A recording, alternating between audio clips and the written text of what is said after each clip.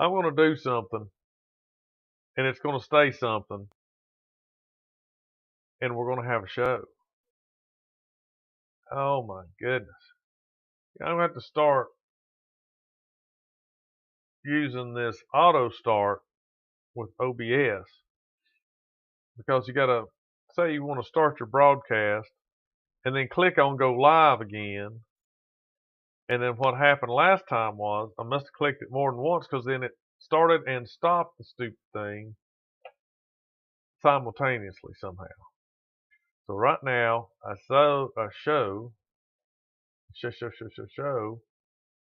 that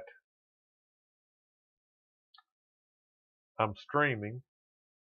Let's see what YouTube says. Is it going to go live? Is that me? Is that me right here looking at you? Yep, there we go. My gosh. Clell, did you hang around? So, if you've been trying to watch the Minutes with Milo live show this evening, I'm sorry. I'm sorry for your struggles because I am having struggles. We on the struggle bus. Let's say Clell. Tell him we're still on here. Come on, phone. And you know, it's all technology's fault. Ain't none of this my fault. I'm the victim here, okay? I am the victim of my own stupidity.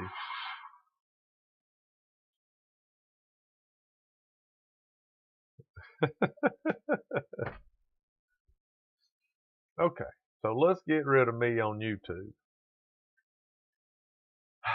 And let's try to start this over. Welcome to the Mints Milo Show. Like, subscribe. Leave me a comment. Tell me how big of an idiot I am. That's okay. I realize that.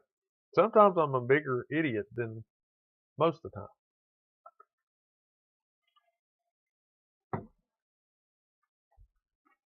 But we all should strive to do better and do our best. Let's try to strive to do better than our bests and therefore be bigger idiots than what we normally are. Only when, you know, I would say the whole world is watching, but that'd be a lie. When like 5 people are watching. All right, hit and miss engines.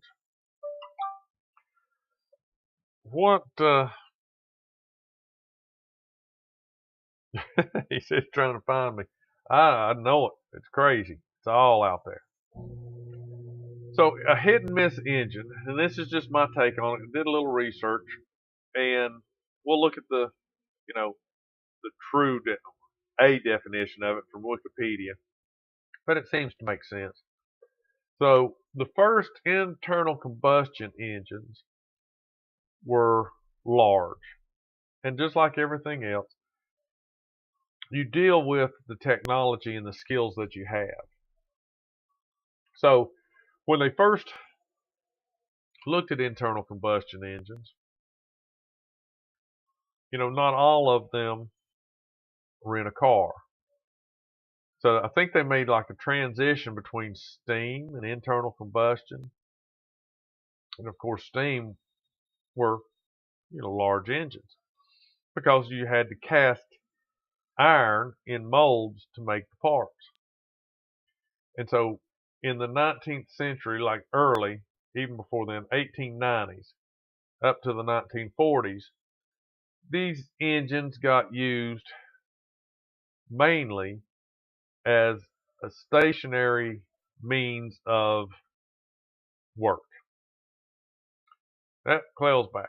So what do I mean by stationary means of work? So they weren't on a bicycle, they weren't motorcycles, they weren't really in cars. They were industrial engines, like a steam engine might be. And I don't think they scaled well back then. And the reason being was because they, you know, they molded or they cast everything, and it was usually big because that was simpler. They knew how to do that, and cast iron lent itself to, you know, these kind of castings. So they call it a hit and miss, or they have other names for it. But basically, they came in a 4-stroke and a 2-stroke setup. And if you don't know what a 2 and 4-stroke are, then basically that's the number of revolutions that it takes for an engine, internal combustion engine, to go through a cycle. So it takes 4 strokes to make power, intake, exhaust, all that power. Intake, exhaust, power, intake, exhaust. 2-stroke is, power, intake, exhaust, and it's just junk to junk to junk. So the reason they called them a hit and miss, I'll get to this, don't rush me, is because they didn't fire the cylinder every time. And it was governor controlled, mechanically governed. They used a governor, something that held back the speed, kept it at a certain RPM. And the way it worked was it had these huge flywheels. And the flywheels, as they call it, would store energy. Now, how do you store energy? Well, they were heavy. And as you know, you get something heavy spinning, and once you get it going, it wants to keep going. Okay, so you have a hard time stopping it. So they would get these flywheels going, and then when it started to slow down, the governor would allow the engine to fire. And it might fire twice before it sped up the flywheels again, and the governor shut off, meaning it was going too fast. And it would coast until it wound down and slowed down, and then the governor would kick in again and let the engine fire, pop, pop, a couple of times, and that would speed the flywheels up, and the governor would shut off, and it would coast. So you ran it like that, and then under a load that it would draw it down, it would slow it down, so the governor would fire more often. And then once it picked up speed, the governor would cut the fire off, and it would coast. Well, there's Craig. Clell right, flywheel inertia. So it just, bigger flywheels, once you get them spinning, they don't want to stop. And they were used in a lot of manufacturing. They were used in farms. They were used to do stationary kind of work. And I talked to a guy this weekend, and he is in a hit and miss club. And I'm gonna let me look at this.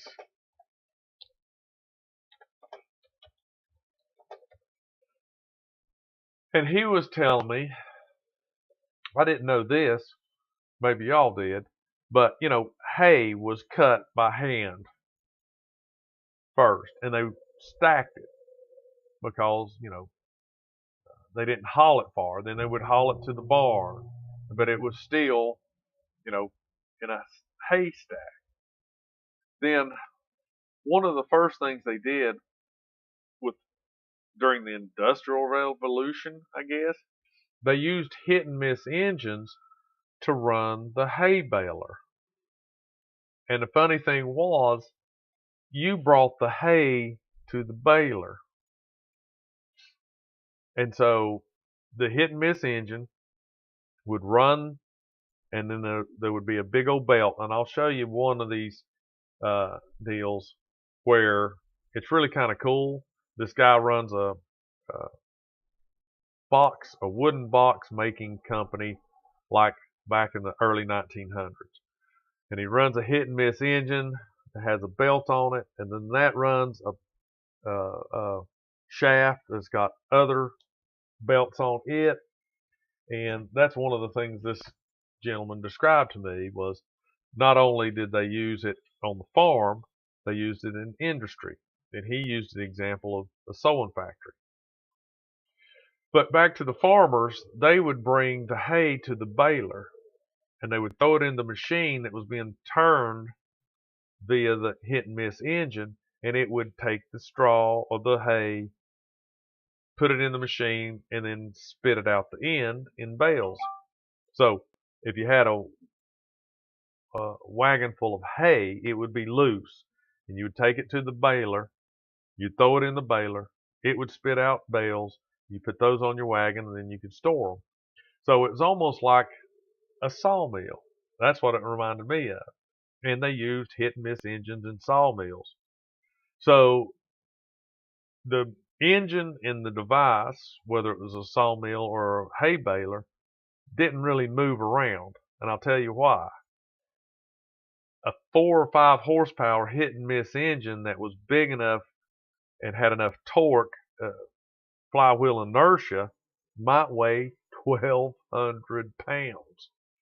So that's only, 5 horsepower is what people have on a push mower. A push mower. They don't weigh 1,200 pounds. That wouldn't hardly even be a pull mower. That'd be hardly anything mower. So that's why they were stationary. They were big, bulky, low horsepower, high torque kind of things. And they used them, like I said, in things that weren't really mobile. Factories or farms or, sawmills or, those kind of things. But like I said, it was all based on the governor. And you would adjust the speed for whatever you were trying to do. And while it wasn't firing, it didn't use fuel. So the way they had it worked out was, and this was just one example, there was different ways of doing it because they all, they would get patents on these hit and miss engines. And there was a lot of manufacturers. John Deere was one, and a couple other engine manufacturers. And so they'd have patents on them. And then, of course, to get around patents, you had to change something. So there was different ways of governing the speed. There was different ways of, putting fuel into it or getting exhaust out. All kinds of little tweaks that these, different manufacturers would do so they could get around patent. But in a nutshell, the fuel was based on just pure suction. It wasn't a carburetor. They had a tank of fuel. It had a needle valve. And when there was suction on the fuel line, it would let fuel into it. And then just like, and it needed a spark. So they had different kinds of coils or magnetos or something. But it was also timed so that when the fuel was in there, then it had a spark. But that might be 10 revolutions of the crank before it would fire 4 times or 2 times because it built up the inertia in the flywheels, and as that thing was spinning and it satisfied the governor, it didn't fire anymore. It would just hold the exhaust open. This is one example. They would had a thing, the governor would hold the exhaust open, the exhaust valve, which is just a little spring thing, and the cylinder would just free float and not build any kind of suction or compression. It was just a pump holding an air pump open. And then when the governor slowed down and it was going to fire, it would let the pressure off the exhaust valve, which then would close off the cylinder. The cylinder would suck in fuel, fire, and pop, pop. And then after a couple of fires, the governor would speed up again, hold the exhaust open, and it would just pump air back and forth freely. So it didn't run all the time. Was it efficient? It worked. One thing I read, this guy had an engine under no load, ran like 4 hours on a pint of gas. So, but that's under no load. That's just itself, just the flywheels just spinning and natural momentum slowing, gravity making it slow down, and then it would fire again and go back up. So, you would think that would be efficient because there's no fuel going into it when it's not firing. So like a car engine, they're like hit and miss engine. Let's call it, let's say you've got an inline 4-cylinder. In my mind, you've got 4 single hit and miss engines working in conjunction. One carburetor, one fuel feeds them, and they all run off the same crank and flywheel.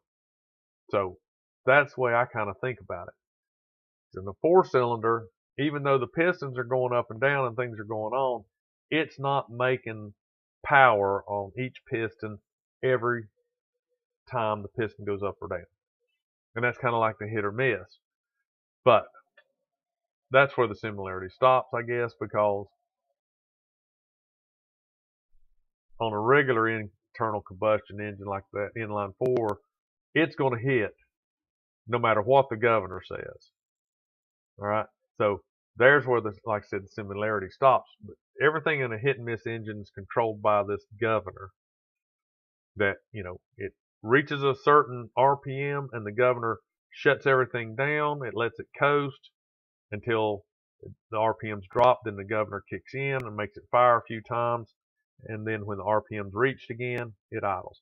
And we'll try to watch some videos because it's pretty cool. And people do different things with them. But they were the industrial revolution or industrial age's first really workhorse kind of engine, because like this guy was telling me, they would run sewing factories. Just they'd have hit and miss engines in the basement, and they would have a big strap going up through the ceiling that then ran a long shaft over the sewing machines.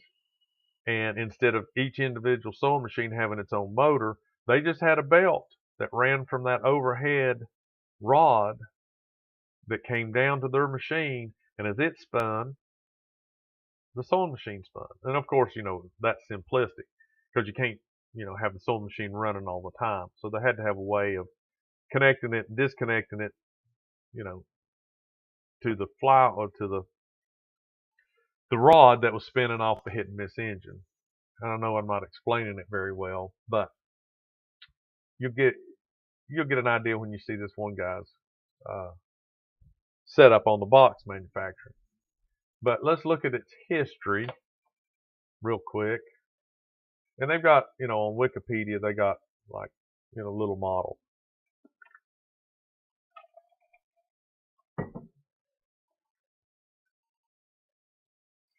Let's see, window capture. Get this down, get that down, bring that up. Okay. They're going to bring me up here, shrink me down.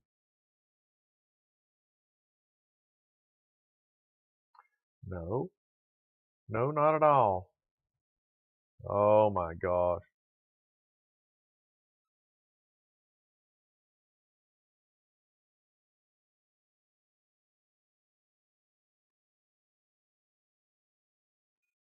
All right.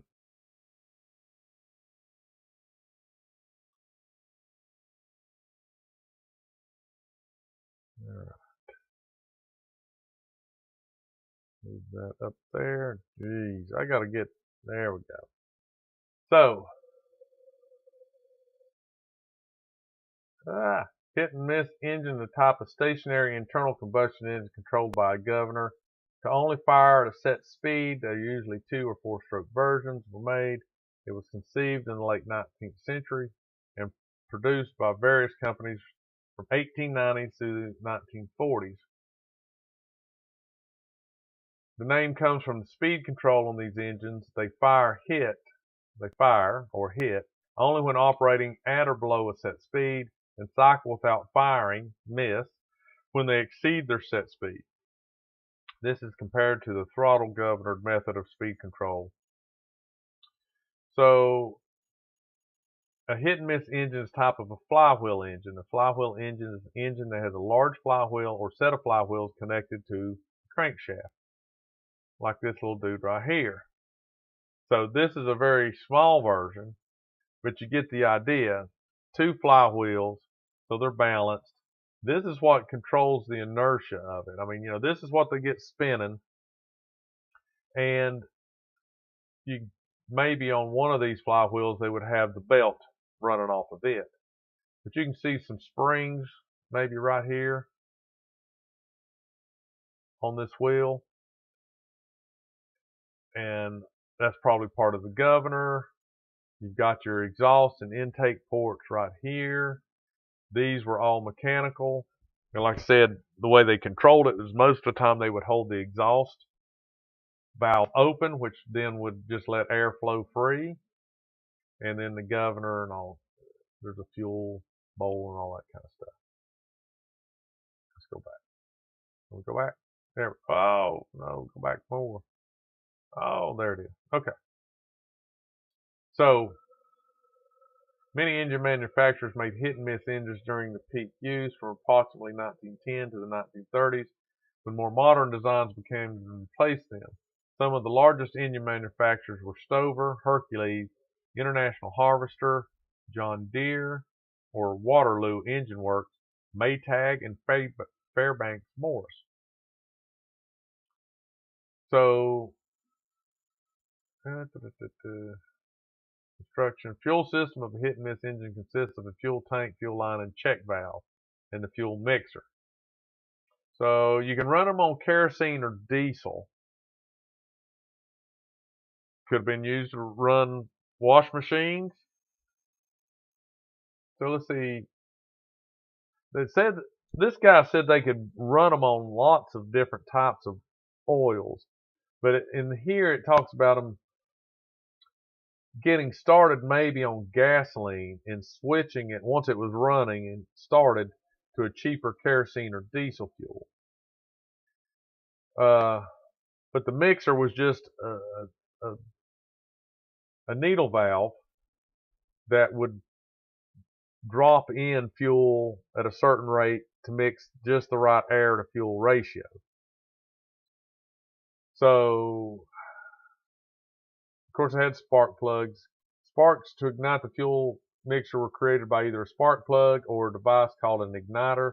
When a spark plug was used, the spark was generated by either a magneto or a trembler or buzz coil. A buzz coil uses battery power to generate a continuous series of high voltage pulses that are fed to the spark plug. It talks about the connecting rod. They didn't have a crankcase like an oil pan. So a lot of times the crank, I don't know if you can see it here, you can't see it in the back, but they were open. So they would have either little caps or a little cup in the bearings, over the bearings, so that they could either oil it manually or put a little reserve oil in this cup, and it was running, it would oil itself. But there wasn't like you put 2 quarts of oil in it and it ran. So this one is an engine oiler here, and you'd fill it with oil and it would leak out, all right, and drop onto the crank. The intake valve on the hit-and-miss engine has no actuator. Instead, a light spring holds the intake valve closed unless there's a vacuum in the cylinder which draws it open. The vacuum only occurs if the exhaust valve is closed during the piston's downstroke. When the hit-and-miss engine is operating above its set speed, the governor holds the exhaust valve open, preventing a vacuum in the cylinder and causing the intake valve to remain closed, thus interrupting the cycle. When the engine operates at or below a set speed, the governor lets the exhaust valve close. On the next downstroke, a vacuum in the cylinder opens the intake valve and lets the air-fuel mixture in, and then it fires. So the outputs were 1 through 100 horsepower. Engines ran slowly, typically about 250 RPMs. For large horsepower engines, up to 600 RPM for small horsepower engines. They powered pumps for cultivation, saws for cutting wood, generators for electrical and rural areas, farm equipment, and many other stationary applications. Some were mounted on cement mixers. Engines also ran from some early wash machines. Yeah. Did you skip ahead, Cleo? You're not pulling this Robert stuff where you're jumping ahead, reading the next book and chapter, are you? There were labor-saving devices on farms and helped farmers accomplish much more than could previously be done.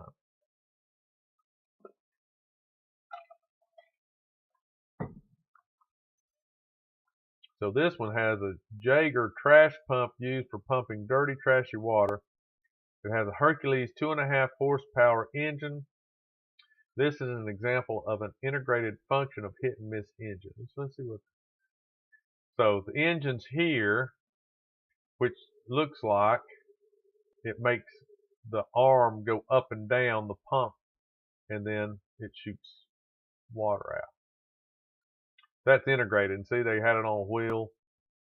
They pull it probably behind a tractor.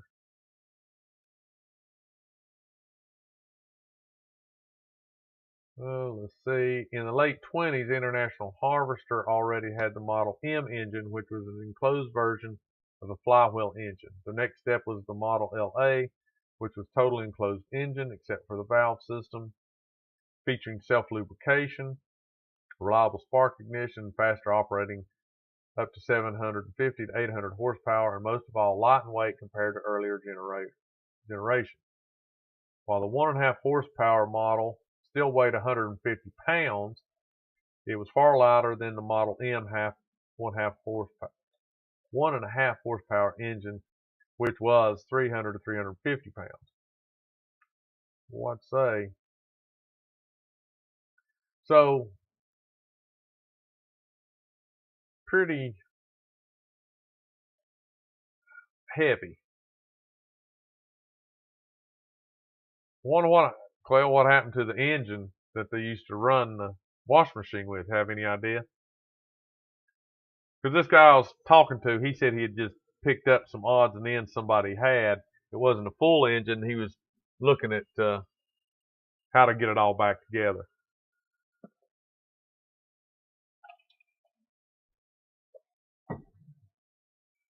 You know, those are the kind of things that you really find in barns, bolted to a big I-beam or something, you know. I'm going to try to watch. Let's see which one we want to look at first.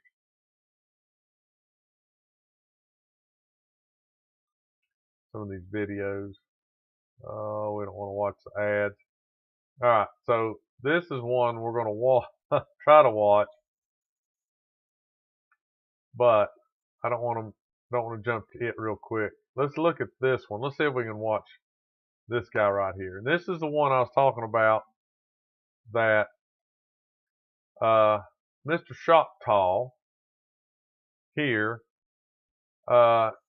This is a hit and miss engine used at the Phillips Brothers mill and box factory. So nailing machine. This thing is so intricate. I could sit and watch this thing. But apparently these brothers own and operate. I don't know when this was. It was put out 4 years ago. So at this time they were running an old school wooden box making business, using this hit and miss engine for, you know, sawing the wood, nailing the wood, and it was all set up on these belts. I won't say pulley systems. They were all set up on belts and shafts that would run the different machines, and it was a multi-station machine the way I could see. I hope we can see in here, and I hope you can hear it. So I think I'm going to try to mute my mic. If not, we might have to switch. Let me know as quick as you can whether or not you can hear this. So let's see.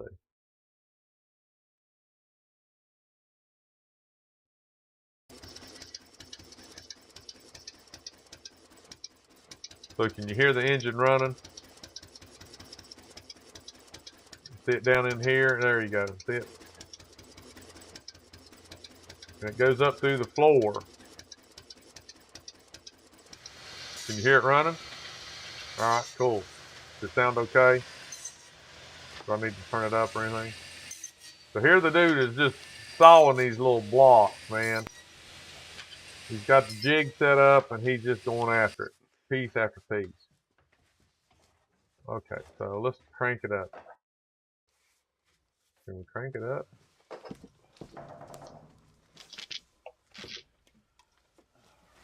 Is that too loud to get an echoes?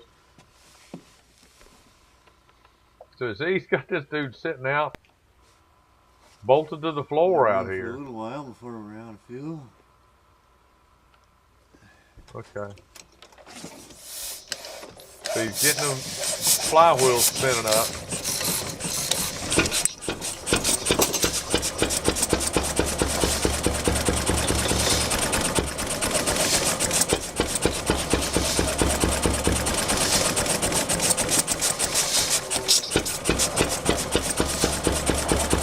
Adjusting it to get it to the RPMs that he needs it.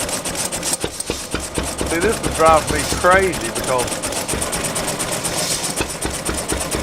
it sounds like it's getting ready to die, and literally it is. So this is so cool. This is the fuel up here. He just pours gas, whatever it is in the front.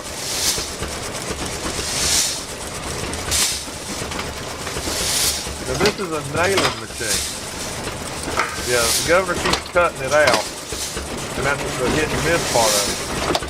Look at all those pulleys. Gas. Well, I don't guess they're really pulleys. Now see, he's spinning that box around. He spins that box around and nails it. And there's the intake and exhaust valve the governor controlling. That's the fuel.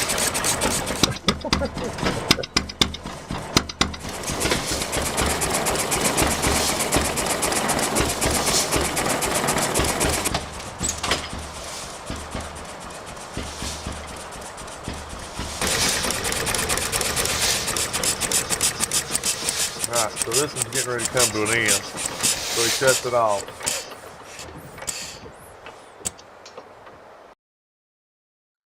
So, I mean, that, you know, it would just, I would always in the back of my mind be thinking, is it dying? Is it dying? Is it getting ready to die? Is it dying? Is it going to run? That would just drive me crazy. So now this next one, you can see this dude put it on a truck. I couldn't hide it from you, but let's look at this next one. Let me know again if you can hear this thing. So I'm going to take that off, make that available again, and let's listen to this guy. YouTube land, Uncle Barn here. This is my latest project, the Barn Rod. We've got a 5-horse, true hit and miss engine. It is a somewhere like a 1909, 1908 heavy pattern Lawson, made in New Holstein, Wisconsin. The truck frame itself is 3/4 ton Chevrolet. I have 4 extra springs on each side to hold up this 1,200 pound engine. Over here is that I did a chain drive, no belt slipping, to an angle gear, to a chain coupler. There's a starter there with a car battery. Cab is 1969 Diamond Rio, town of Remington. It was a dump truck at one time. And the box or the bed is 50 Chevrolet, and I had a Ford tailgate. That's what I had, so that's what I used. I turn the oiler on. I'm gonna go for a ride. Apologize for that wind.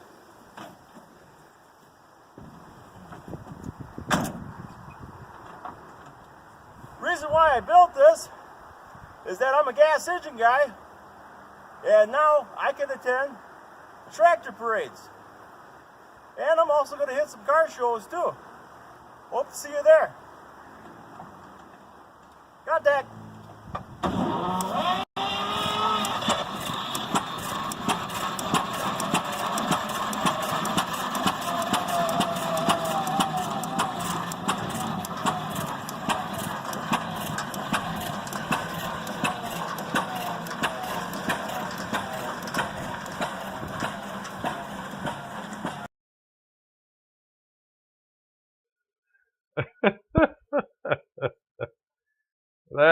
That's crazy.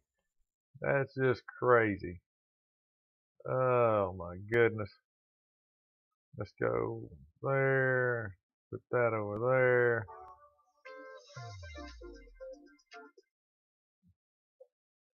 Where did we go? Where did I go? There I am.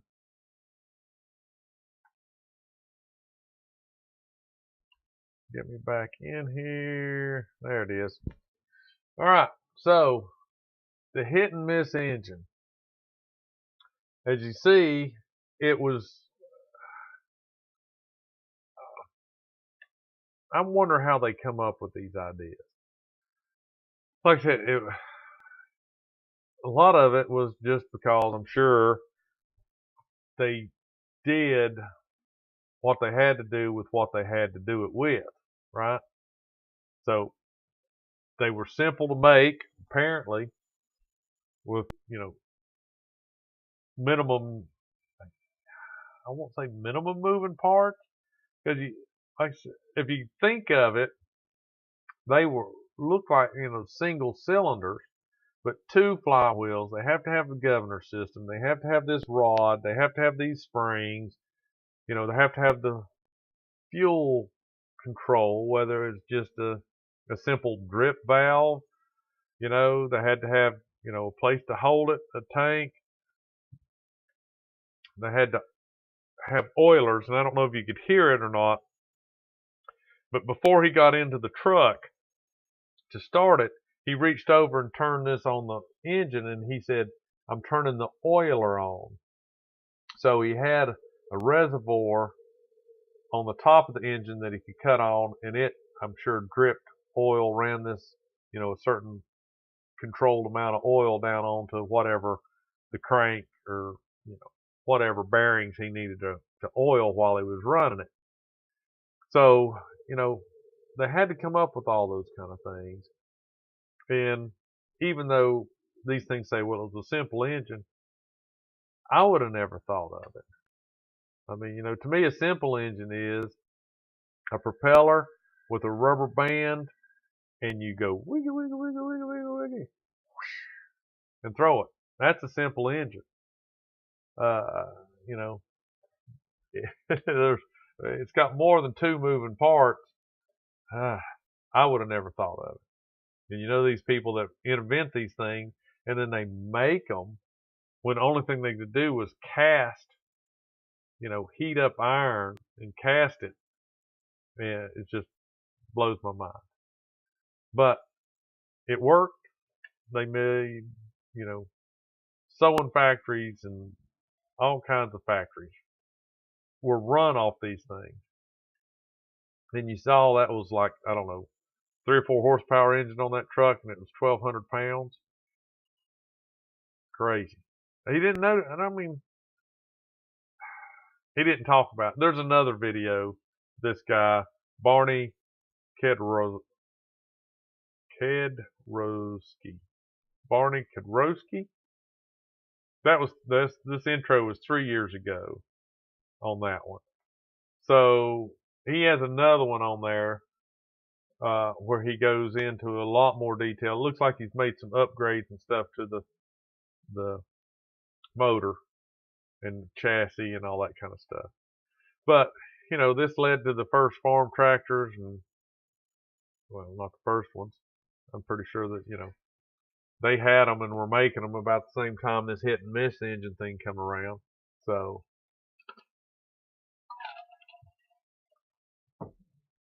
but when this guy was talking to me about it, I thought it was pretty interesting. Might do a show on it. He didn't give me the name of the group that he was in. So let's see. I looked it up. There's a Middle Tennessee Antique Engine and Tractor Association. These are all on Facebook. Smoky Mountain Antique Engine and Tractor Association. That says East Tennessee. Let's look at that one. I'm going to look at that one. I know it's not on the screen for you. Let's see what it says.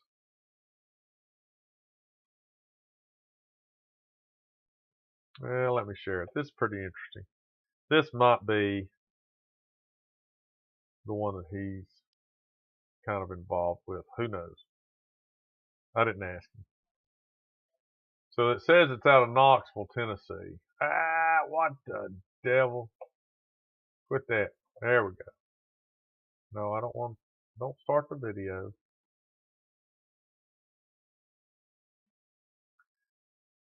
What's the name of this? Smoky Mountain Antique Engine and Tractor Association.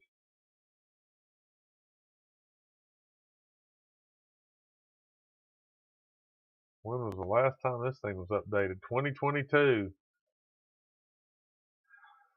I know it's hard to keep these things up, people, but you know, if you want to keep people interested in your gets-togethers and all that stuff, and you go to the trouble to get your Facebook page going, update that dang thing. Montgomery County Tractor, Smokestack, Eagleville, Tennessee.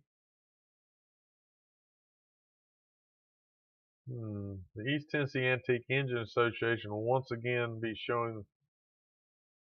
This is in Johnson City Press on the 2022.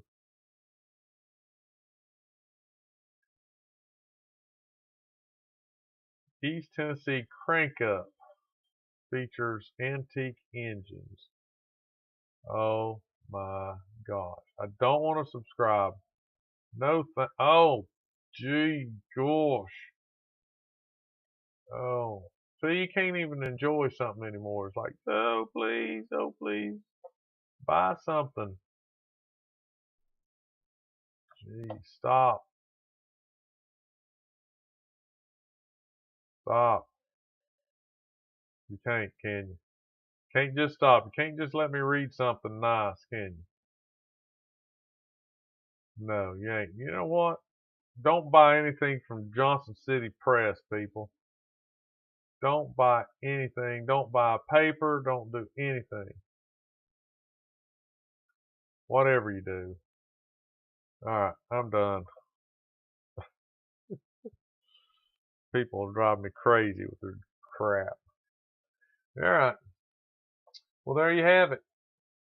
The Hit and Miss Engine on the Hit and Miss Minutes with Milo show. I tell you what, I've got to get in there and get rid of some of this junk. Because I started this thing 3 different times. 3 different times. It was stupid. And like I said, you probably know, you don't know.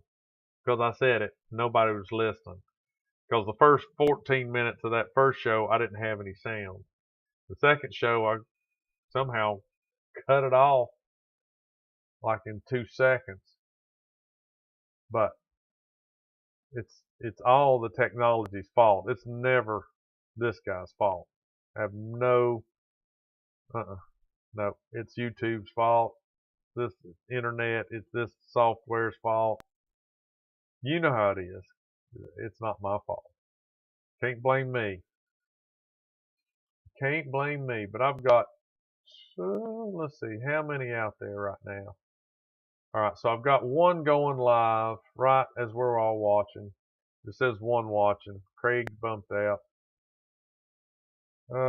This one I'm going to have to delete, that first one, because it was junk. So anyway, we'll call it an evening, 43 minutes. If you're interested in the Hit and Miss engines, look up this group. Because, I mean, when I was talking to this guy, he was talking about, you know, they go to like Bluff City Days and they go to the fairs and they, you know, and it probably does mix old tractors and, you know, these engines. I saw one and it was downtown in Bristol, State Street, one of these festivals. And I can't remember if it was, I don't think it was the Rhythm and Roots. It was something else, but they had a huge steam whistle, like a locomotive actual steam whistle on a trailer that had a steam engine on it.